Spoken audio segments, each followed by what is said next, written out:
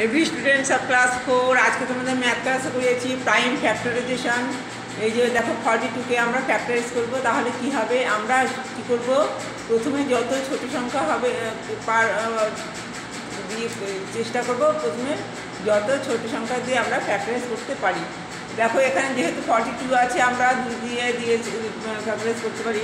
প্রথমে 2, তাহলে 42 তত হলো 21।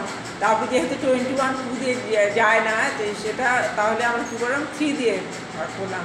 তাহলে 3 কে তাহলে 21 3 7 যা 21। তাহলে আমাদের কী হলো, আমরা এই 42কে ফ্যাক্টরাইজ করে পেলাম 2 × 3 × 7।